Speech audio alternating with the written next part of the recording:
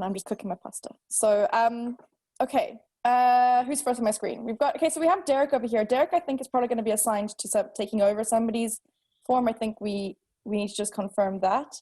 But person who has a form is Eric, and I think it's just Eric and Sam are here today. How are you guys doing with your handover preparations? Well, it's not really because Eric's staying on.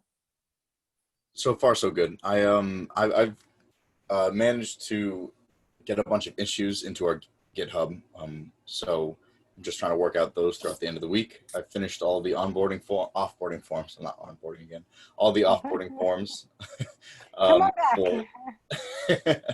I wish I could. I wish I had more time. Like the first thing. Yeah. But yeah, I finished all the forms. Eric is still working through some final details on our code before we demo, but I responded to the doodle poll as well. So okay, I'm looking perfect. forward to that. So I'll let you guys know after that. So I just wanted to make sure that everyone had filled it in after the stand-up. After the stand-up, I'll find a time that suits everybody for the last 4 people. Because today we've got Mia doing the notice of limited appearance, and tomorrow it's Lance and I doing the civil action cover sheet, finally. So then there's 4 more people. Mike is one of them, and his one is the consumer default, which should be relatively quick. Then there's 3 ones which might be a little bit longer. So we'll just see how it goes in terms of scheduling. But yeah, I'll get back to you after the stand-up on that. Okay, and then I'll just tag you guys in the channel as well. Is there anything else you want to add or raise? Nothing from me. Looks like David is drinking it. Oh, it's NASA. Okay. Okay, cool. Michelle, did you want to add something there? Also the Lit Lab. Also the Lit Lab. That is cool. I think I missed the doodle, or was that not for me? That's okay. I'm okay with either. It's on the admin channel and the assembly line channel. Okay, that's me. Thanks, Maeve. Sure thing. So anybody on this call, if you could just fill that in. Derek, it might be a good idea if you have the free time to look at it, because you can then, we'll find out when you're available, and then obviously invite you onto those demos, because you can get an idea of what we will be working towards with you ultimately as well, and what you can kind of prepare yourself for. Okay. Then we've got Matt. Is it just Matt today?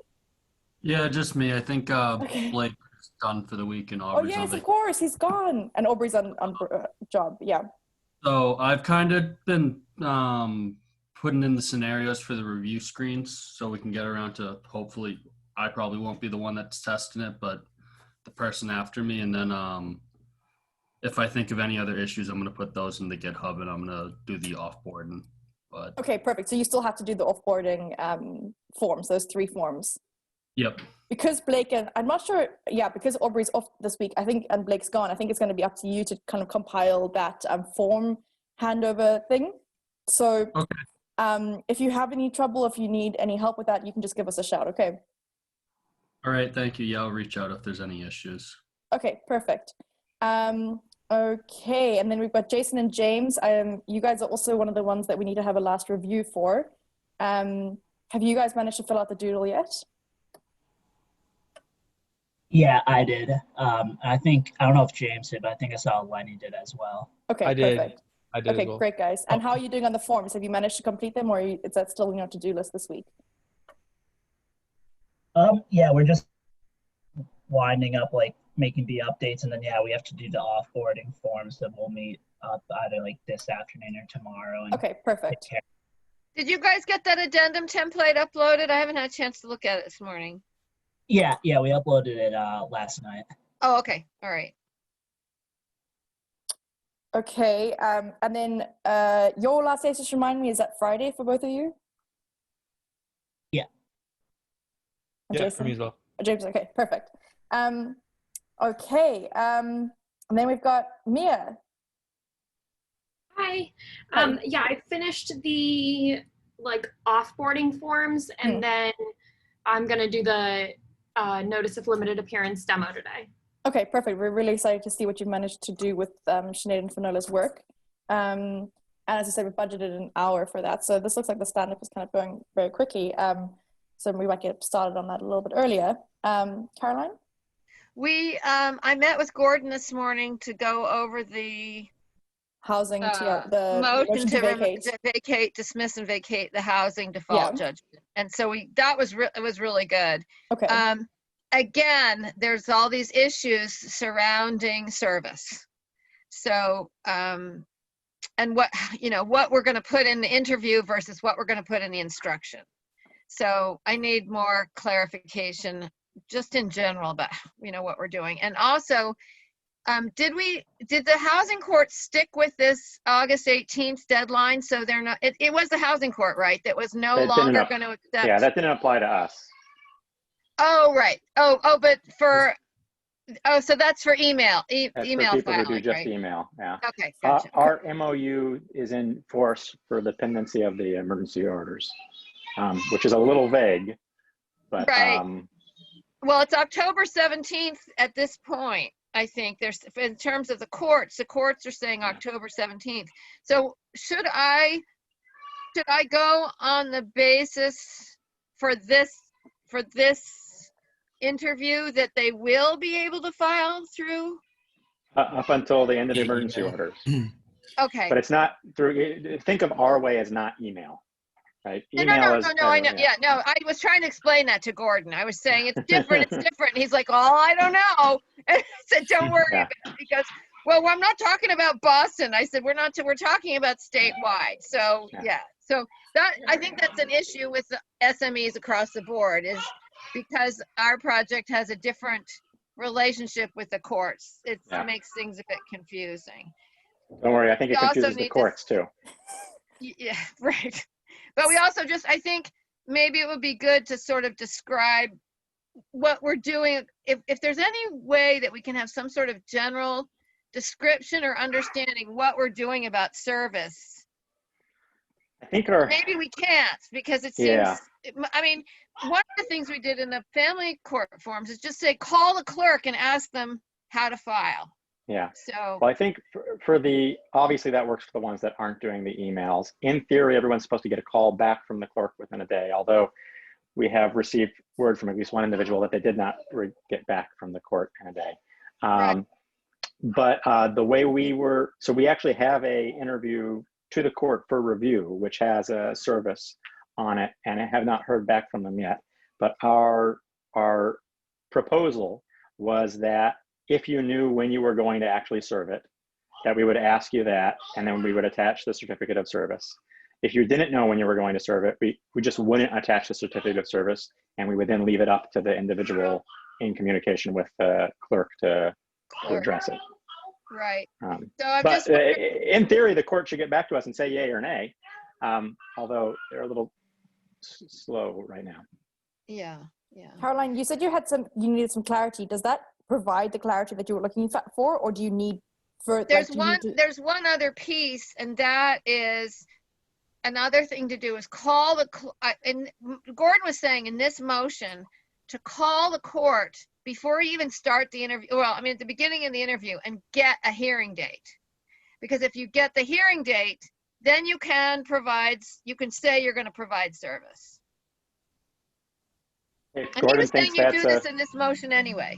Yeah, if Gordon thinks that's the best way to approach it, because I know we had a whole discussion about, do you know your hearing date? Do you not know your hearing date? Yeah. I would trust Gordon. Okay, all right. That's okay with you, Quentin? You think that's housing wise? I always worry when someone starts something and then you say, go do something else and come back, that you're going to have drop off. But yeah. And then if he thinks it's necessary, well, I guess the question is, the same concern. Does he think it's necessary or does he think it's nice? No, he thinks it's necessary. And then this one other piece is he wants you to, if you haven't filed an answer, he wants you to file an answer with the motion to vacate default. But what I was wondering is, and so if you haven't done it, then he sends you to MAID. I was wondering if on MAID, is there a way to attach, I'm just trying to think, if we've got this, should we tell people, go to MAID, do your answer, and then provide a screen in this interview that allows you to upload your MAID answer?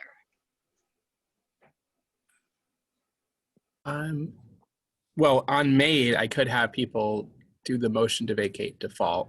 Right. So that would be another alternative. Yeah. As opposed to linking somebody out to MAID and then making them come back Although, in.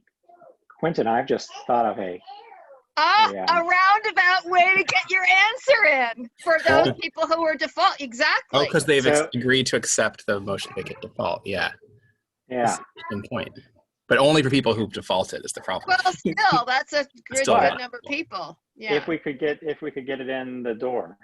Yeah. Well, I do think it's helpful for the court to have the answer attached to the motion to vacate default. How can they otherwise decide if they want to accept it or not?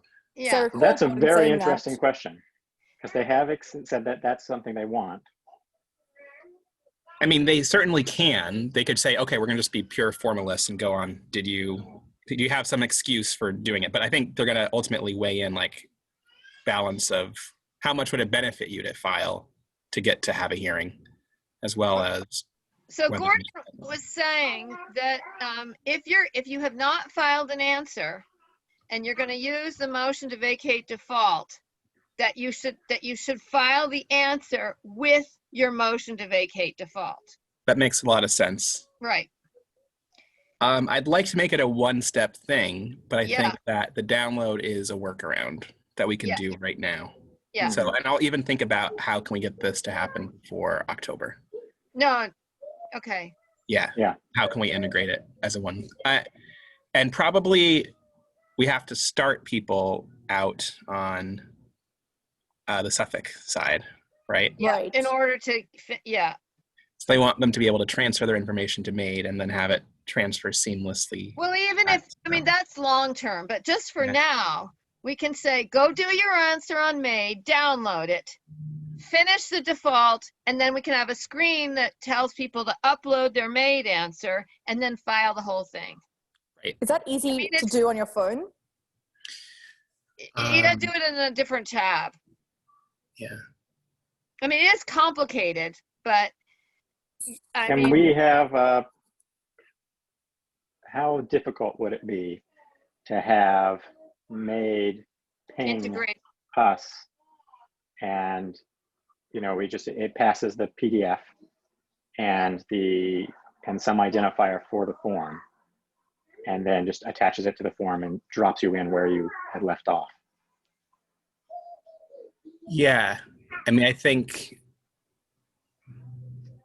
so obviously you'd have to, I guess there are a couple different ways you could do it. You could either persistent user from us to MAID and then back, or you could just have a unique ID for the interview and then from MAID to that unique ID.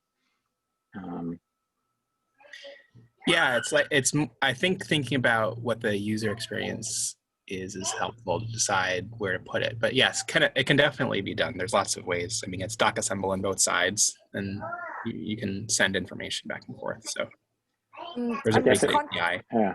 I think this is a very important issue. I'm conscious of the fact that this is stand-up. Sorry. So You've introduced a wonderful idea, because the court has not been very receptive to getting MAID in electronic. Well, they have an ideal way they would like it electronically, and anything short of that, they have not been receptive to. So they have been receptive to the idea, but unfortunately, there's the reality.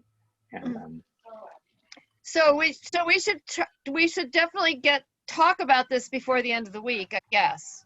Yeah, we should. Let's have this be an offline conversation first. Yeah, doesn't need to happen right here. But this is why we have stand-ups. So we bring up great stuff like this. This is great. Yeah.